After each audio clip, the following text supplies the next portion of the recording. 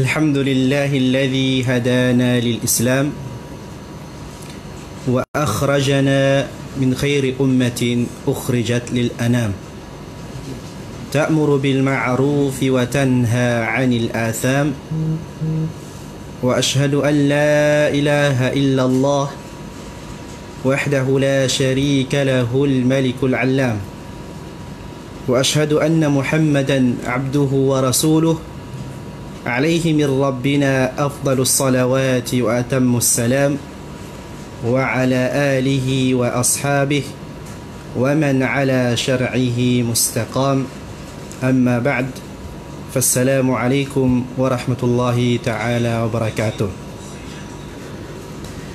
Ang pasasalamat at pagpupugay ay nararapat lamang sa Allah subhanahu wa ta'ala na siya nagbigay sa atin ng oras at panahon, at dahil doon tayo ay nakapagtipon-tipon kahit kayo ay nasa inyong pamamahay through online.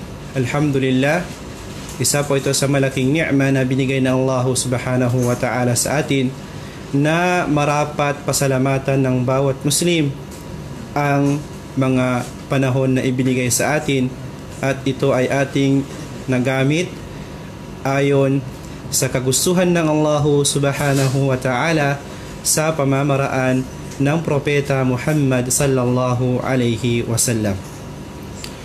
So mga kapatid, last week mayroong tanong ang isang kapatid, kulang ata yung oras, tsaka hindi ko ring alam yung time na may tanong pala sa online na yon. So yung tanong niya, babasahin natin. Assalamualaikum pa Ustad, may tanong lang ako patungkol sa pagbasa ng Suratul Fatiha during Salah in Jama'a with Imam. Kailangan po ba natin magbasa pa ng Fatiha individually after Imam, o ang Fatiha ng Imam ay sapat na sa lahat? Barakallahu fiqh, jazakillahu khairan.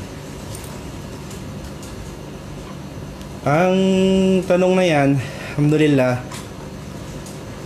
unang-una, qira'atul Fatiha ruknun min arkanis salah fi kulli rak'atin fi haqqi al-imami wal munfarid. Una-una, yung pagbasa ng surat al-Fatiha, siya po ay rukun, haligi po sa loob ng pagsasala. Maging ikaw ay imam or ma'mum or mag-isa kang magsala. Tulad na lamang na sinabi ng propeta sallallahu alaihi wasallam, la salatan liman lam yaqra bi fatihatil kitab. Wala daw salah, wala yung may papatayong salah kung sino ang hindi bumasa ng suratul Fatiha. Amma qira'atul Fatiha lil ma'mum khalf al-imam fi as-salat al-jahriyah falil ulama'i fiha qawlan. Kung pag-uusapan natin yung ma'mum, yung mga nagsasala sa likod ng imam sa salatul jahriyah, sa malinaw na pagsasala tulad ng maghrib, isha, o salatul fajr, sa raka'atain ng maghrib, raka'atain sa salatul isha, may mga pananaw ang mga ulama dyan. Sila ay nahati sa dalawang pananaw. Ang unang pananaw, al-qawlul awwal, annaha wajibah. Ang unang pananaw, ang sabi nila, ito ay wajib daw, na dapat mabasa ang suratul Fatiha kahit ikaw ay nasa jamaah. Na ang dalil nila, ang katibayan nila, ang katibayan na ibinigay ng mga unang pananaw, tulad ng sinabi ng propeta sallallahu alaihi wasallam, la salatan liman lam yaqra bi fatihatil kitab. Yun po, walang sala na matatawag o kaya mapapatayo na sala maliban na lamang sa taong bumasa ng Suratul Fatiha. Yan po yung unang salita ng mga ulama. At pangalawang pananaw ng mga ulama, al-qawl al-thani, anna qira'at al-imam qira'atu lil-ma'mum. Sabi niya, ang pagbasa daw ng imam ay pagbasa rin ng mga ma'mum, ay sapat na daw sa mga ma'mum. At ang kanilang katibayan o kaya dalil, sabi ng Allah subhanahu wa ta'ala sa banal na Quran, wa idha quri'a al-Quran fastami'u lahu wa ansitu la'allakum turhamun. Yan po ay napapaloob sa Suratul A'raf, ayat 204. Wa idha quri'a al-Quran, sabi, kung binasa ang Quran sa inyo, wa idha quri'a al-Quran fastami'u lahu, makinig kayo, wa ansitu la'allakum turhamun, nang sa ganon kayo ay kaawaan ng Allah, kayo ay makuha ninyo ang habag ng Allah subhanahu wa ta'ala. So sa dalawang yun, walang problema kung saan ang susundin natin, sapagkat ang aula, qaulur rajih, ang unang pananaw ng mga ulama na ang Suratul Fatiha ay dapat mabasa maging ikaw ay munfarid or ikaw ay nasa jama'a o ikaw ay imam. Ngunit kung ikaw ay may oras na basahin ito, kasi paminsan-minsan sa oras ng pagsasala ikaw ay nasa jama'a, ang imam naman ay pagkatapos niya magsala ay mabilis. Pagkatapos niya magbasa ng Fatiha, yung pagitan ng Fatiha at ang sura ay wala nang espasyo para makabasa yung ma'mum. Sa pamamaraan na yon, sapat na sa ma'mum ang hindi bumasa, kasi hindi na mababasa yun eh. Walang space, walang lugar, walang oras. Sapat na yon sa panahon ng ganon. O kaya naman sa kalagayan na kumbaga yung ma'mum hindi niya kayang pagsabayin habang nagbabasa yung imam, siya ay nagbabasa rin, hindi siya makakonsentrate sa pakikinig. Sa kalagayan na ganon, sapat na rin ang kanyang pagbasa ng imam. Pang pagbasa ng imam, sapat na rin ang ma'mum doon.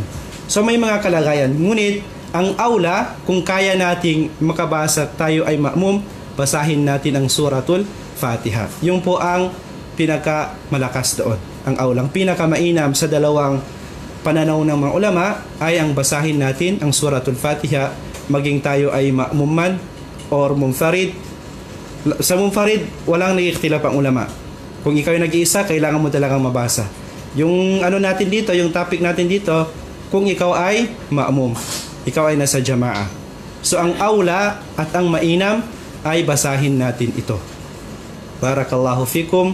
Wallahu a'la wa a'lam bisawab. Siya ang mas higit nakakaalam sa tamang sagot. Ang sinasabi ko ulit, ang pinakamainam ay basahin natin ito kung kaya nating mabasa sa loob ng pagsasala, kung tayo ay ma'mum. Wa barakallahu fikum. So last week, natalakay natin halos yung unang al-isti'adha. Hindi pa tayo nakaalis ata dito eh. Diba? Yun ang pagkakaalam ko. Dito pa lang tayo sa a'udhu billah al-isti'adha. Al-isti'adha. Nabanggit natin last week na ang isti'adha ay may 4 na haligi. May 4 na arkan.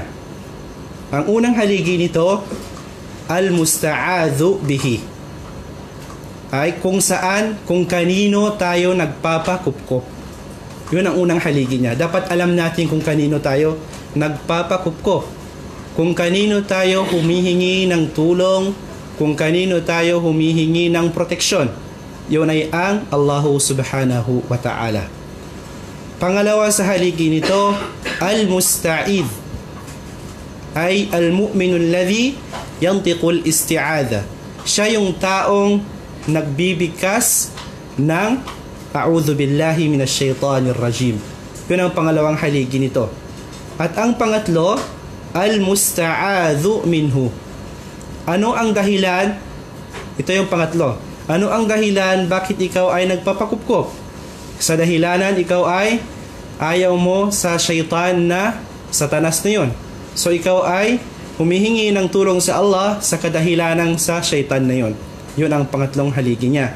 So pang-apat, ang sigha. Yun ay ang binibigkas. Yung binibigkas na natin. So tayo ay nagbibigkas. Yun ang sigha. Ang taong bumibigkas ay pangalawang haligi niya. At kung kanino tayo nagpapakupkop, yun ang unang haligi. At kadahilanan bakit tayo nagpapakupkop ay dahil sa syaitan. So andun yung apat na haligi. Dapat malaman natin kasi may mga tao na nagpapakupkop maliban sa Allah subhanahu wa ta'ala. Palayo tayo ng Allah subhanahu wa ta'ala sa mga taong yan. Bakit tayo nagpapakupkop? Humihingi tayo sa Allah subhanahu wa ta'ala sapagkat siya ang sami', siya ang alim, diba? Siya ang nakakarinig at siya ang lubos na nakakaalam. At itong isti'adha may dalawang siga, may dalawang pagbigkas. Ang tinatawag nilang kumpletong pagbigkas at ang sapat na pagbigkas. At ang kumpletong pagbigkas, yung sinasabi nila, A'udhu billahis sami'il alimi minash shaytanir rajim. Bakit tinatawag na kumpleto? Kasi, una-una, ikaw ay a'udhu. Ako ay nagpapakupkop. Billahi, kanino? Sa Allah, di ba? At pagkatapos ka nagpakupkop sa Allah, binigyan mo ang Allah subhanahu wa ta'ala ng katangian na nararapat sa Kanya. Yun ay as-sami'.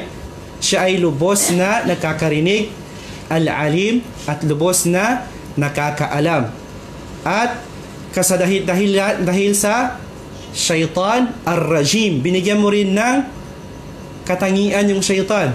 Siya yung satanas na isinumpa, itinaboy, inilayo ng Allah subhanahu wa ta'ala sa kanyang habag at mga kabutihan.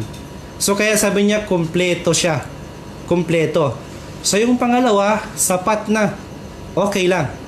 Meron kang rewarded yon, sapat na yon. Yung tulad ng sinasabi natin habang nagbabasa tayo ng Quran, A'udhu billahi minash shaitanir rajim. Yung nakikita nyo dito. Yan ay sapat na, sabi nila. Walang problema. A'udhu billahi minash shaitani ar-rajim.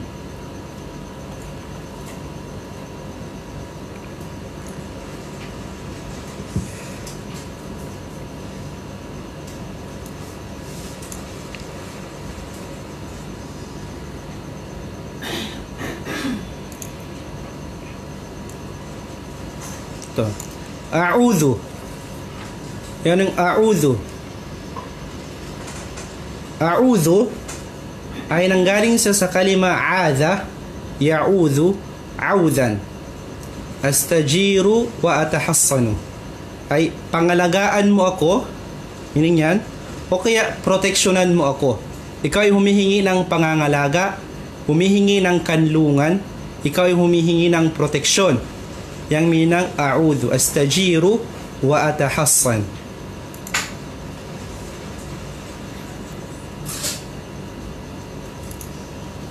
Billahi. Okay? Billahi. A'udhu billahi. Okay. A'udhu, sinabi natin kanina, humihingi ka ng proteksyon at pangangalaga mula sa Allah subhanahu wa ta'ala. At ang paghingi ng proteksyon at pangangalaga ay nararapat lamang sa Allah. Diba? Sa Kanya ka lamang humihingi ng kanlungan. O sa Kanya ka lang humihingi ng pangangalaga. Sapagkat ang paghingi at paghiling ng proteksyon maliban sa Allah subhanahu wa ta'ala ay isang malaking kasalanan. Ito po ay shirk. Wa na'udhu billahi min dhalik. Tulad na lamang ng sinabi ng Allah subhanahu wa ta'ala, Suratul Jin. May sinabi ang Allah subhanahu wa ta'ala, wa annahu kana rijalun minal insi ya'udhuna birijalin minal jin. Ang sabi ng Allah subhanahu wa ta'ala, at katiyakan, sabi niya, meron sa mga kalalakihan mula sa mga tao ang humihingi ng proteksyon sa mga kalalakihan mula sa jin. Paano? So may mga tao na ganun. Hindi tayo dapat humingi ng kalinga or hindi tayo dapat nagpapakupkop kahit kanino man, sapagkat ang ating kailangan ay isang spiritual na proteksyon. Hindi physical na proteksyon na ang kailangan natin. Spiritual na proteksyon, spiritual na pangangalaga. Dahil ang ating kalaban ay dalawa. Di ba? Sinabi ni Ibn al-Qayyim na ang kalaban ng tao ay dalawa daw. Yung isa, yung nakikita natin, katulad natin ng mga tao. Nakikita natin yan. So, kaya natin kalabanin yan. Okay? At ang pangalawa, yung hindi natin nakikita. Maging sa harap mo man ito, o kaya sa likod mo, o sa iyong kanan o kaliwa, at hindi mo ito malalaman kung saan siya at kung kailan siya, sapagkat siya ay unseen, hindi nakikita. Siya po ay nakatago. So, nang dahil doon, kailangan natin ang proteksyon. Kanino ka humihingi ng proteksyon? Sa Allah subhanahu wa ta'ala. Sapagkat siya ay as-sami al-alim. Siya ang lubos na nakakarinig kung saan yung syaitan na yon. Siya rin ang lubos na nakakaalam kung saan ang syaitan na yon. Sabi ng Allah subhanahu wa ta'ala, a'udhu billahi, ay birabbi kulli shay'in, sa Panginoon ng lahat. Ikaw ay humihingi ng proteksyon sa Panginoon ng lahat, ay ang Allah subhanahu wa ta'ala. Wal qadiru ala kulli shay'in. Wal qadiru ala kulli shay'in. Ang may kakayahan sa lahat. Okay? Humihingi tayo ng proteksyon mula sa Allah na may kakayahan sa lahat. Wal qadiru ala kulli shay'. Wal alimu bi kulli shay'in. At ang nakakaalam ng lahat. Wal alimu bi kulli shay'in. Wa ilahul awwalina wal akhirin. At ang Panginoon ng sinauna at ang panghuli. Siya ang Panginoon ng panguna at ang panghuli. Subhanallah. So, sa Kanya tayo magpapakupkop. Hindi sa jinn ng likha na katulad natin. Minas syaitanir rajim. Saan na yung pag-i-erase nito? Ito ba yung eraser? Tama. Magpa-practice ako dito eh. Okay? Ayaw na pala lumaki. Ano ba yan? Nalito na ako. Subhanallah. Pinaglalaroan ko tong ano. Nawala na. Okay. Nakikita ba sa ano? Hindi. Maliit?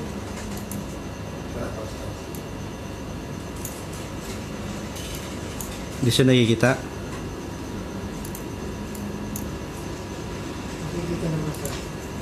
Nakikita naman? Hindi ko na may balik eh. Ito po. Minas syaitan. Iblis la'natullah. A'udhu billahi minas syaitan. Ano tong syaitan? Minas syaitan ay min syatana, ay ba'uda anil khair. Siya po ay si Iblis la'natullah alayh. Ito pong syaitan nito ay isang generic name na nagmula sa syatana. Generic po, generic name. Na ang kalungan ay pangkalahatang pangalan. Okay? Hindi ito na ayon sa isang isang bagay o isang pangkat. Ito ay generic po. Pangkalahatang pangalan yung syatana. Okay po? It means ito ay nangangahulugan na meron din sa mga tao na tinatawag na syaitan. Sa amin, sa Mindanao, pag galit ka sa isang tao, Yung pag nagtatausog ka na, syaitan ini. Ganun sa amin, ang syaitan na to. Kahit siguro sa mga Luzon, sa inyo, pag galit ka, ang demonyo naman to. Di ba? So, it means, kahit tayo, nakasanayan din natin, pag may gumagawa ng masama at hindi nararapat sa paningin natin, tinatawag natin siyang demonyo. Di ba? Tinatawag natin Satanas. Sa tingin natin yon. Pero totoo, meron. Generic name kasi yun. Ang syaitan. Ay, syaitan mean syatana. Isa po ay generic name, pangkalahatang tawag o pangkalahatang pangalan. At ang sabi ng Allah subhanahu wa ta'ala, may dalil po tayo dyan. Hindi na ako magsasabi na walang ding dalil. Sabi ng Allah subhanahu wa ta'ala, وَكَذَلِكَ جَعَلْنَا لِكُلِّ نَبِيٍّ عَدُوًا شَيَاطِينَ الْإِنسِ وَالْجِنِ. At gayon din, sabi ng Allah, kami ay nagtalaga sa bawat propeta ng isang kaaway na mga demonyo mula sa lipon ng sangkatauhan at mga jin.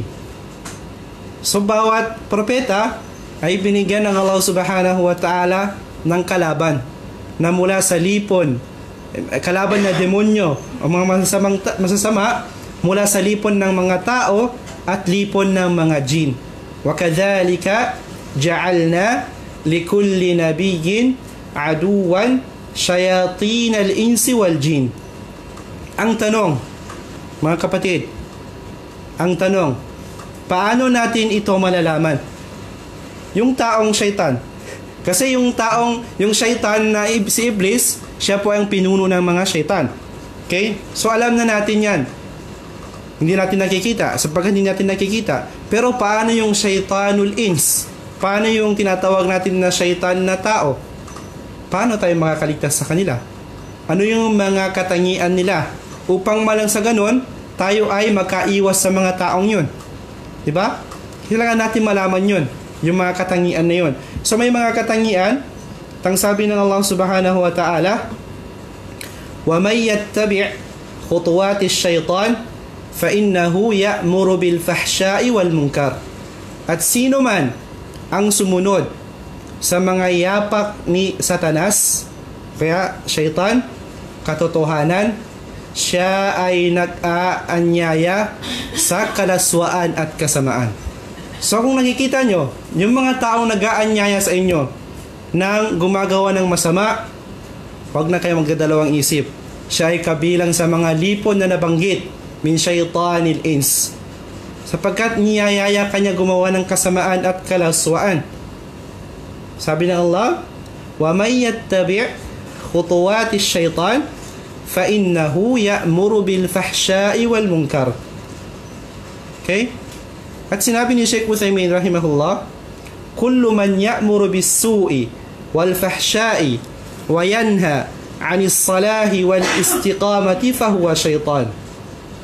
Lahat daw na nag-uutos o kaya nag-aanyaya sa paggawa ng kasamaan at kalaswaan at pumipigil sa iyo sa paggawa ng kabutihan, okay? Siya po ay syaitan. Subhanallah. Sana mapalayo tayo ng Allah subhanahu wa ta'ala sa mga taong yun. Nang sa ganun, malaya tayong gumawa ng kabutihan, malaya tayong gumawa ng ibadah na pinag-uutos ng Allah at nangaayon sa pamamaraan ng propeta sallallahu alayhi wasallam. Ar-Rajim. Saan na yung ano? Lumalakad na yung ano ko. Ar-Rajim. Ar-Rajim. Ar-Rajim, al-marjum, al-mub'id, al-matrud min kulli rahmatin wa khair. Ang meaning niyan, ang binabato, ang inilalayo, ang tinataboy sa lahat ng habag at kabutihan. So yung ar-rajim, sila po yung syaitan na binabato. Okay? Ang syaitan na itinataboy. Ang syaitan na inilalayo sa kanila ang habag at kabutihan.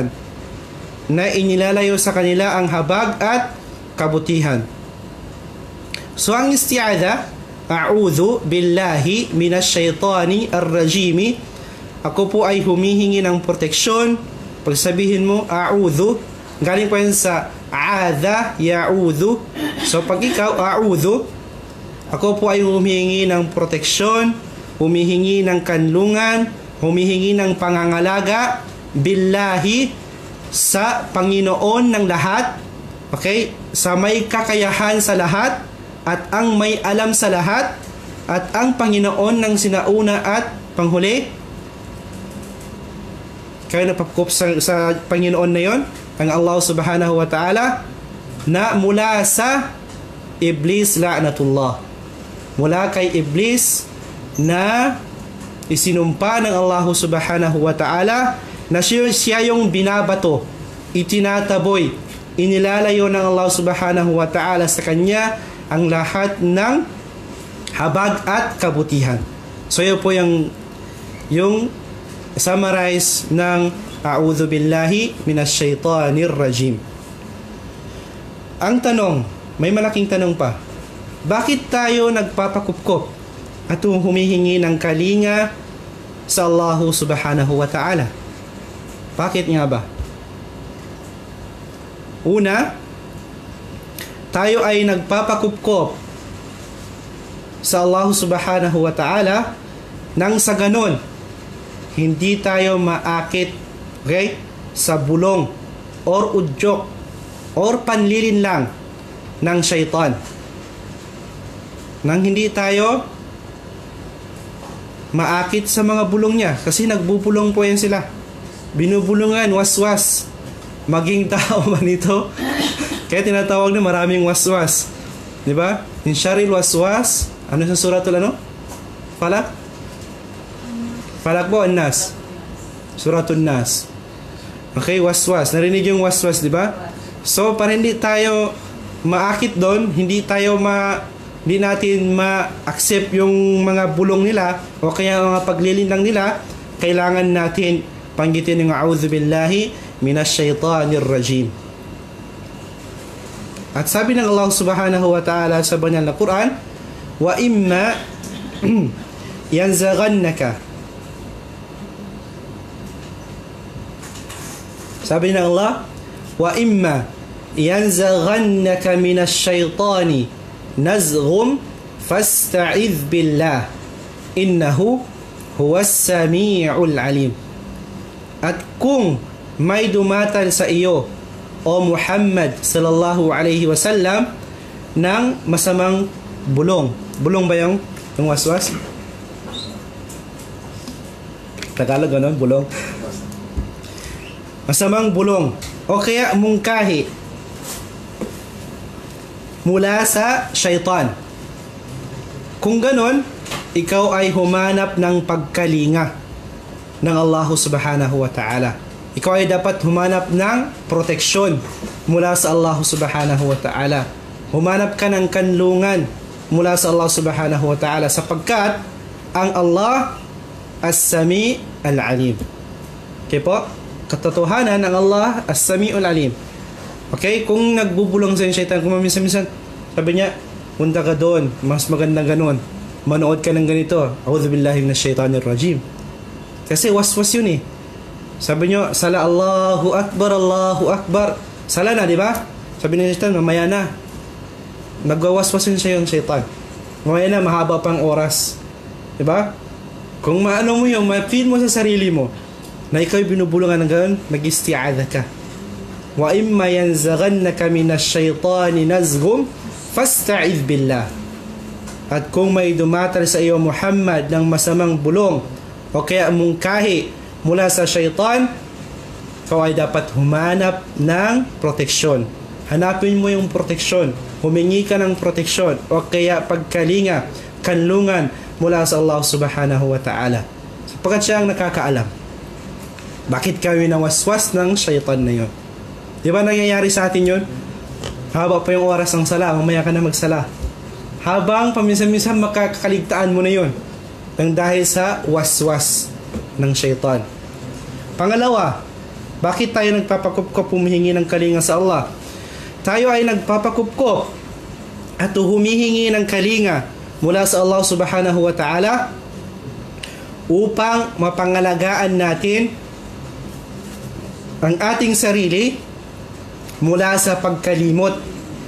Opo, mula sa pagkalimot sa tuwing tayo ay nagbabasa ng Quran o kaya nag-memorize ng Quran o kaya nag-aaral patungkol sa Islam. Sabi ng Allah subhanahu wa ta'ala sa banal na Quran, وَمَا أَنْسَانِهُ إِلَّا الشَّيْطَانُ أَنْ أَذْكُرَهُ. Walang nagpalimot sa akin, sabi sa aya, maliban ang syaitan ang dahilan. So kapag nagbabasa, A'udhu billahi minash shaitanir rajim. Okay? Kasi syaitan nagpapalimot sa iyo mga bagay-bagay habang, di ba, habang paminsan-minsan nagsasala ka, nakakalimutan yung binabasa mo.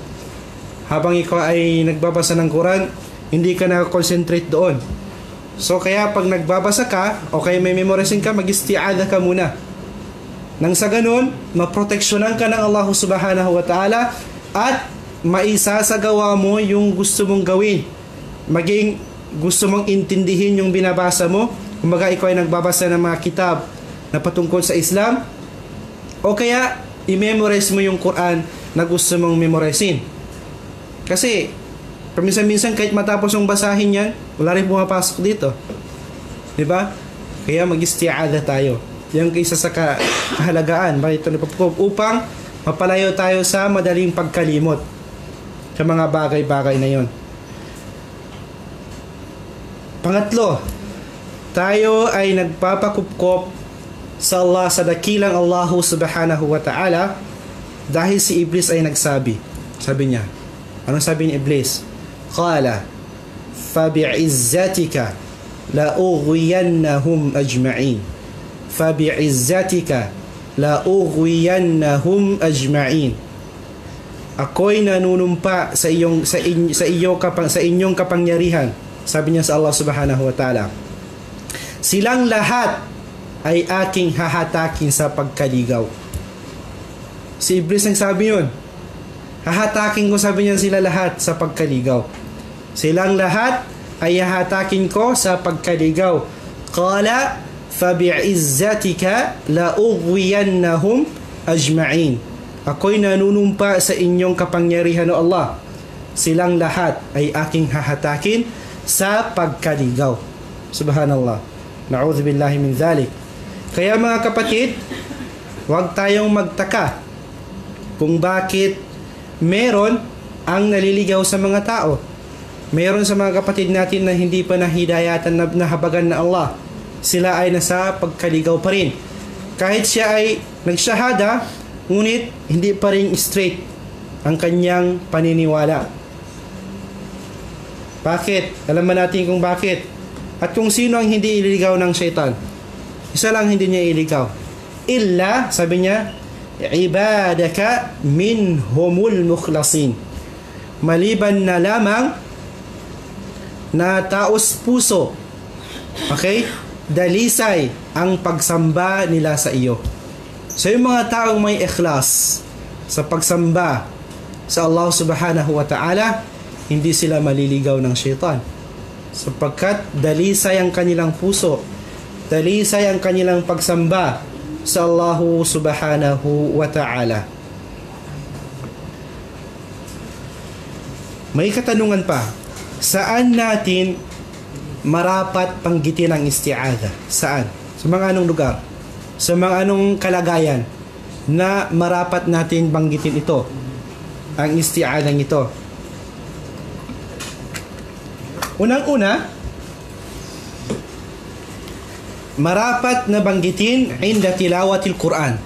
Kung ikaw ay nagbabasa ng Quran, marapat mong banggitin ang a'udhu billahi minash shaitanir rajim. Sapagkat sabi ng Allah subhanahu wa ta'ala, فَإِذَا قَرَأْتَ الْقُرْآنَ فَاسْتَعِذْ بِاللَّهِ مِنَ الشَّيْطَانِ الرَّجِيمِ.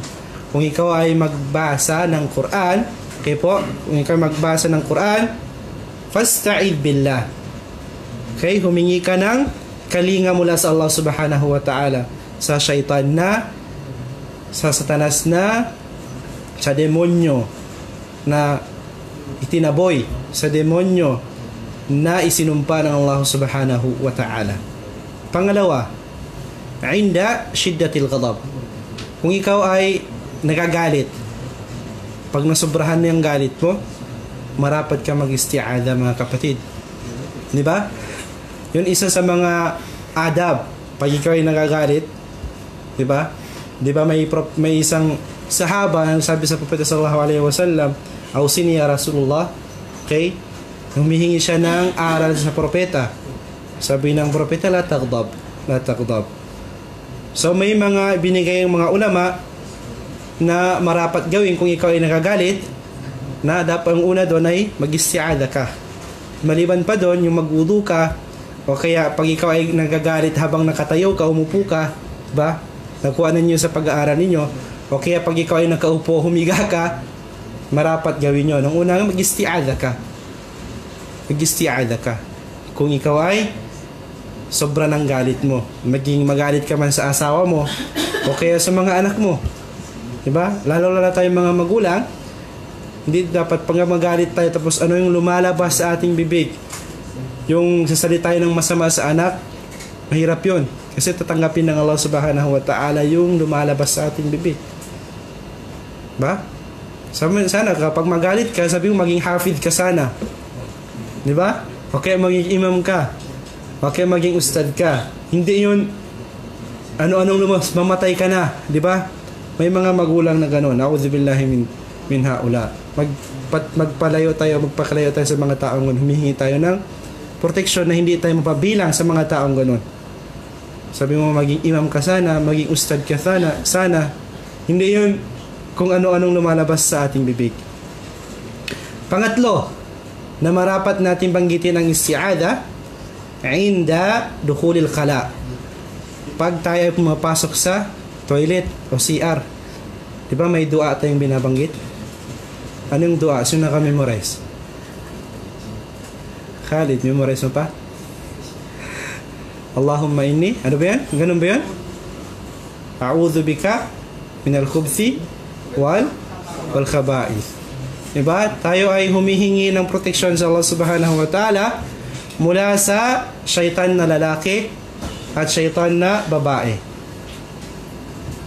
Humihingi tayo ng proteksyon sa Allah subhanahu wa ta'ala mula sa syaitan na lalaki at syaitan na babae. Allahumma inni a'udhu bika minal khubthi wal khaba'ith. Dapat memorize natin yon. Kung hindi natin i-review natin sa iyo kung anong level yon na nakukuha. Pang-apat, inda liqa'ir rajuli ahlu. Pang-apat, nag-iisti'adha rin tayo habang pag nagtatalik ang mag-asawa. Yung lalaki pag gusto nang magipagtalik sa kanyang asawa, marapat din niyang basahin to. Nang sa ganon, hindi sumasali yung syaitan sa kanila. Siguro marahil, alam na natin ang lahat ang dua na yan, sapagkat karamihan sa nakikinig siguro may mga asawa. Kung hindi nyo alam, pwede kayong sumangguni sa mga nakakaalam. Ang dua nito, Allahumma jannibna syaitan wa jannibis syaitana ma razaqtana. Allahumma jannibna syaitan wa jannibis syaitana ma razaqtana. Yun ang pong dua. Pag kayo ay sumakipagtalik sa inyong asawa, marapat na basahin yun. Nang sa ganon, hindi kayo uunahan ng syaitan. Hindi tayo uunahan ng syaitan sa ating mga asawa. Ganun. Marapat memorize natin yun. Allahumma jannibna syaitan wa jannibis syaitana ma razaqtana. Panglima, inda ru'yati ma yakhafu alayh. Panglima, kung may nakita ka na kinakatakutan mo. Diba, pag may kinakatakutan ka sa labas, o kaya hindi mo siya nakita pero may kinakatakutan ka sa labas, marapat na magsabi ka, a'udhu bi kalimatillahi at-tammati min syarri ma khalaq. Na banggit yan kagabi siguro o nung karaang gabi ng ating mahal na Ustad na Ustad Ammar, yung mga dua niyan. So may mga dua na dapat nating alamin. Although na sinasabi natin isti'adha lang yan, pero mahalaga po ito na dapat nating malaman. Barakallahu fikum. Okay po, pupunta tayo sa al-basmala. al-basmala. Al-basmala. Ito po ay ang pagbigkas, ito ay pagbibigkas ng Bismillahirrahmanirrahim. Di ba sinabi natin nung una, yung mga Arabic term, may mga katawagan sila sa mga kanilang ginagawa. Tulad na lamang ng al-isti'adha, a'udhu billahi minasyaitanir rajim. Ito ay pagbibigkas nun.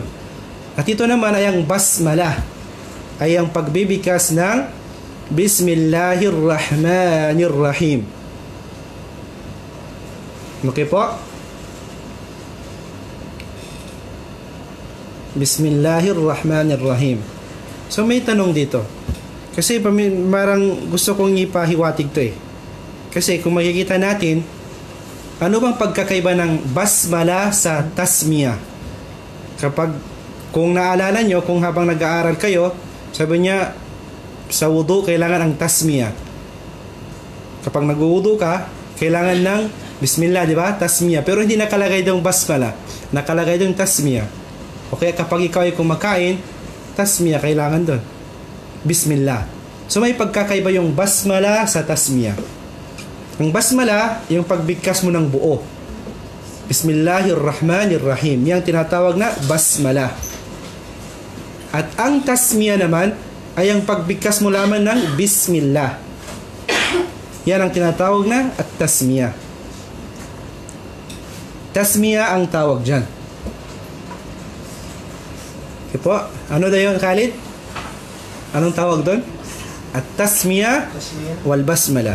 Ang basmala ang pagbigkas natin ng buo, Bismillahirrahmanirrahim. At ang tasmiyah ay ang pagbigkas mo lamang ng Bismillah. Kailan ginagamit to? Anong pagkakaiba? Kasi baka, sabi nga ba, pareho rin yan eh. Hindi natin alam. So yung tasmiyah, ginagamit ito kung ikaw ay kumakain. Bismillah. Hindi na kailangan Bismillahirrahmanirrahim. Hindi na po kailangan yun. Bismillah lang. O kaya naman, habang ikaw yung iinom, Bismillah. Diba? O kaya, kahit anong gawain, Bismillah. Kapag nagwuwudo ka, pag nagwuwudo ka, Bismillahirrahmanirrahim pa, hindi na kailangan po. Nakasabi yun at tasmiyang nasabi doon, hindi basmala. So, Bismillah. Pag ikaw ay nagwuwudo, ikaw ay nagsusuot ng mga damit, kung anong gawain na gusto mong gawin. Kapag ikaw naman ay nagbabasa ng Quran, o kaya nagsusulat, sulatin mo ang basmala, hindi ang tasmiyah ang isusulat natin doon. Okay na, malinaw na po yan? Kasi hindi natin alam, akala natin pareho lang, di ba? So magkaiba po ang tasmiyah sa al-basmala. Barakallahu fikum. So kailangan natin mabanggit 'yon.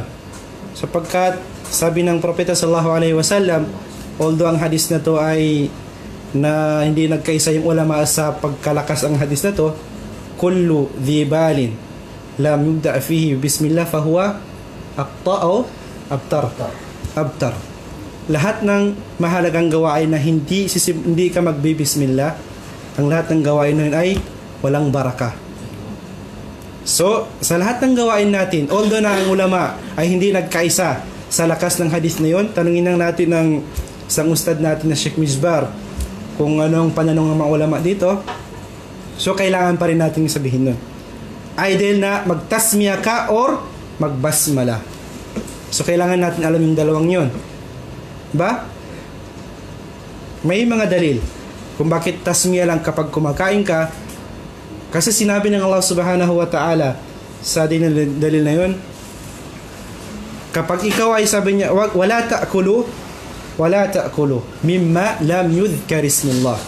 Huwag kayong kumain, sabi niya, maliban na lamang na binanggitan ito ng pangalan ng Allah. So isang pangalan lang nabanggit doon, mga kapatid.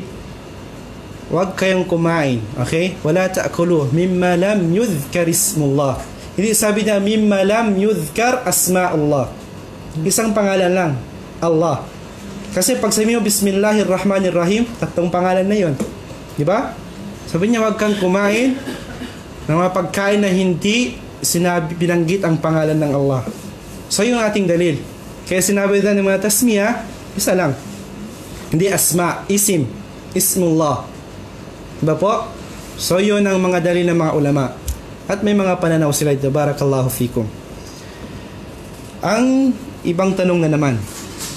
Halil basmala. Ito pong basmala.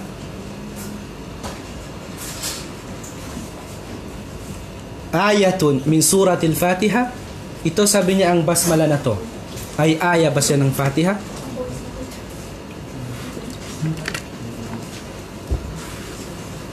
Itong basmala na to. Ito po. Ito ba ay aya?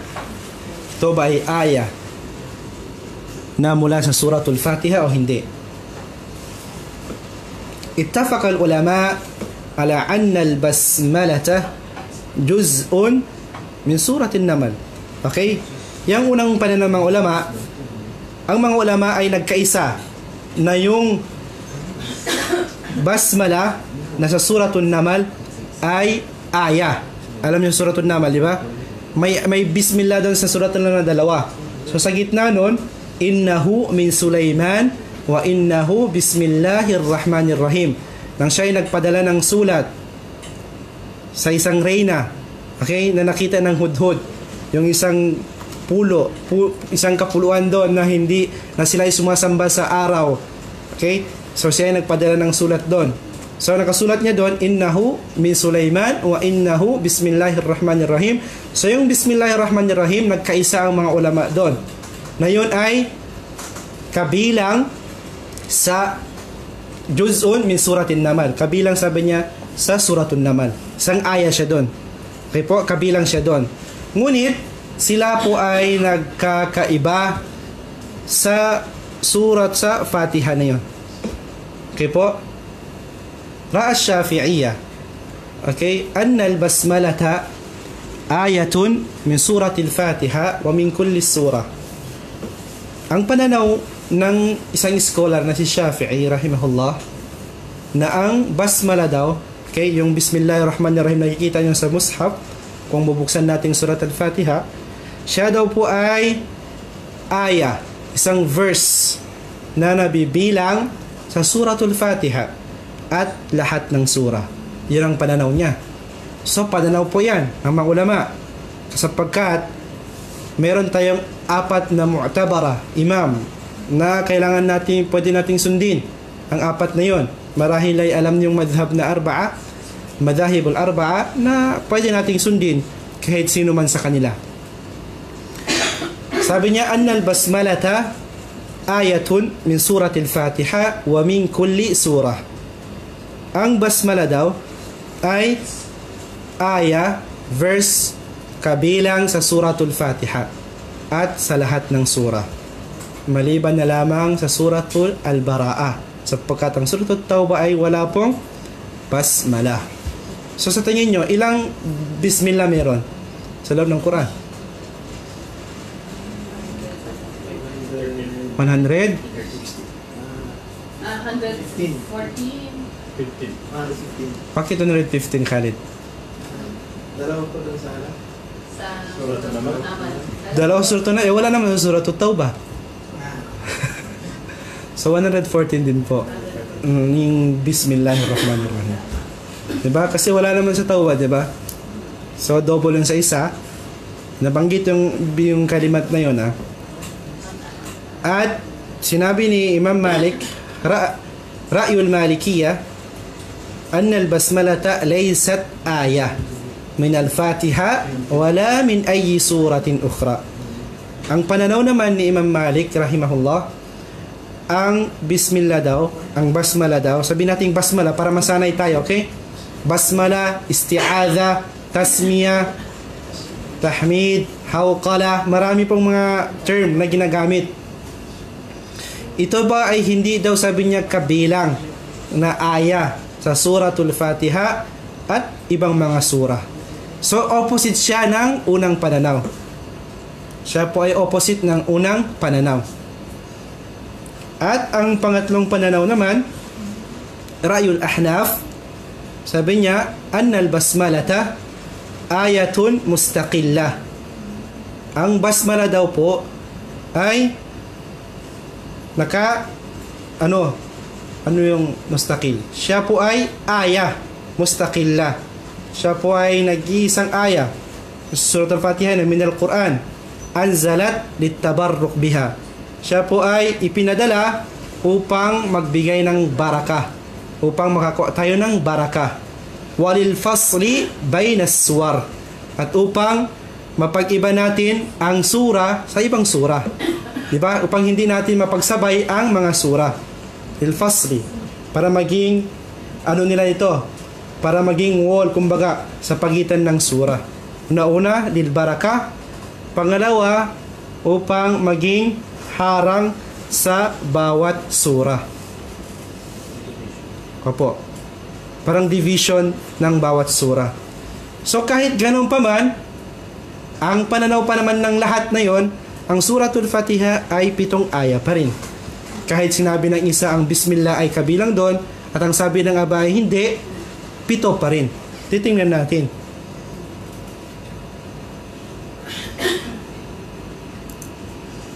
Tingnan natin Meron ba dito Bismillahirrahmanirrahim? Parang wala ata eh. Okay, paano ang pagbilang nila? Okay, pupunta tayo sa sinabi ng isang pananaw na ito ay 7 nakasama ang basmala. Okay, sabi niya Bismillahirrahmanirrahim, isa.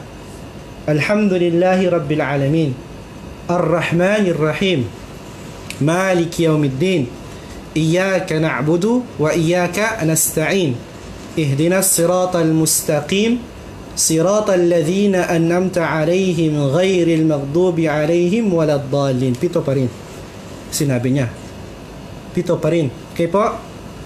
At ang mga nagsabi na ito ay hindi kabilang, yung may mga pananaw na hindi kabilang daw, sapagkat ang kanilang dalil, yung sa nabanggit natin last week, qasamtu salata baini wa baina abdi qismain.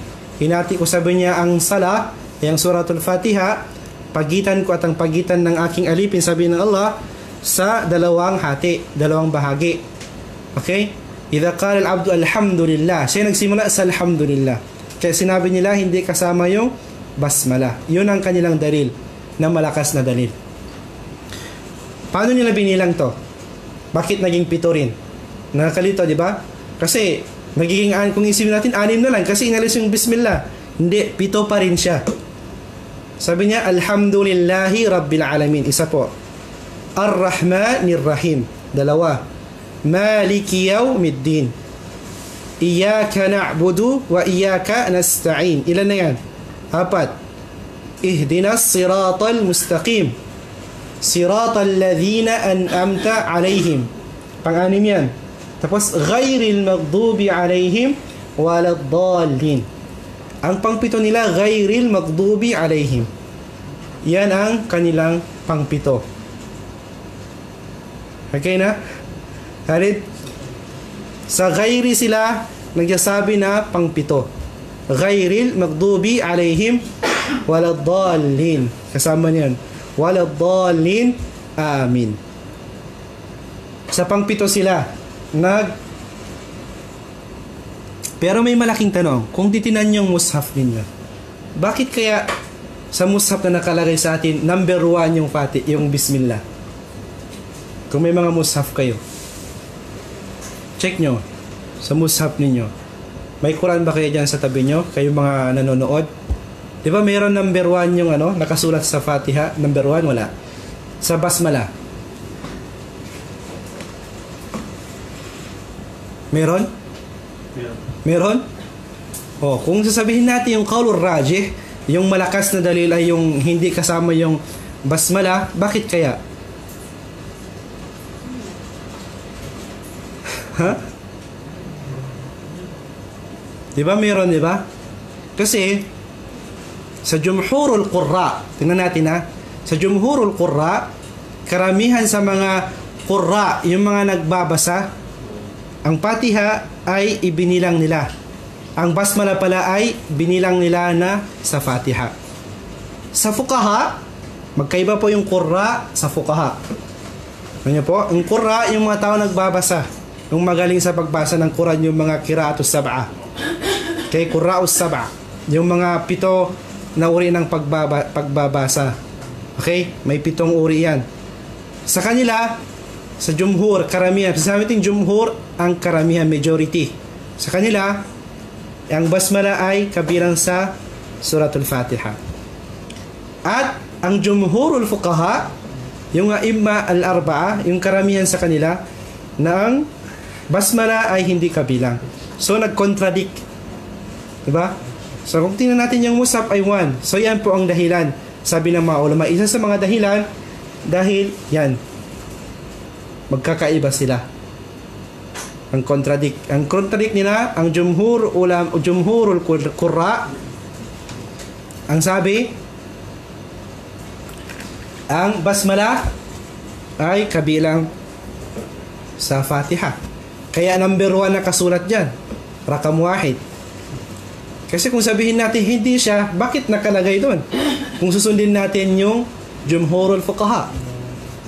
Diba? Nakakalito. So, nag-contradict sila. So, kahit pa ganon, 7 pa rin ang ayat na nagkaisa sila. Walang problema doon. Mga ulama, sila po ang may alam. So, kahit sino ang ating sundin, wala pong problema dyan. Okay po. Bismi. Dito tayo sa Bismi. Ilang minute na lang ako. Hindi naman ako matatapos nito. Sabi nila, 2 beses na ako, wala pa ako natatapos. Totoo ba yun? Wala pang natatapos? Bismi. Al-isim, lafdhun ju'ila alamatan ala musamma. Yu'rafu bihi wa yatamayyazu an ghayrihi. Bismi, al-isim. Ito ang bismi. Al-isim, ito po ay pangalan. Ito ay lafz. Ito ay binibigkas. Ju'ila alamatan, na ginawa palatandaan, okay, ala musamma, sa taong nagmamay-ari ng ngalan nito. Okay, yu'rafu bihi, upang siya ay makilala, wa yatamayyazu an ghayrihi, at naiiba sa iba. Ang isim na tinatawag na isim, yan ang tinatawag na isim. Pangalan ng isang ano. Okay? Yan ang tawag, lafaz. Ito ay binibigkas, ju'ila alamatan ala musamma, upang bigay ng palatandaan sa taong sa nagmamay-ari ng pangalan. Po, yu'rafu bihi wa yatamayyazu an ghayrihi, upang siya ay makilala at naiiba sa iba. Bismi, kung titingnan natin ang bismi, may ba, di ba? May ba. Bismi. Yan po ay jar wa majrur. Alam niyo sa mga nahu, na kapag aral ng nahu, may jar wa majrur dyan. Kailangan natin i-explain ito. Kasi upang malaman din natin yung bismillah na yan. Hindi lang tayo diretso yung miminingan natin lahat. Kasi may mga salita dyan na kailangan ng explanation. Diba? Bismi, jar wa majrur. Ano ibig sabihin ng jar wa majrur? Yan ang question. So next week, pag-aaral natin yung jar wa majrur na yan. Dapat meron na tayong handa na yung mga papel natin. Kasi malaking pag-uusapan yan. Tanungin natin si Ustad Amir sa Nahu. Pag nag-aaral, pag nagtuturo siya ng Nahu, sa oras na yon, mag-chat kayo doon, Ustad, paki-explain yung jar wa majrur. Nang sa ganun, hindi ako mahihirapan dito. Tanungin natin ang ating mudir, kung wag nagtuturo siya ng Nahu sa Imla, para hindi ako mahirapan. So, barakallahu fikum. Hanggang sa muli. Barakallahu fikum. Assalamualaikum warahmatullahi ta'ala wabarakatuh. Jazakumullah.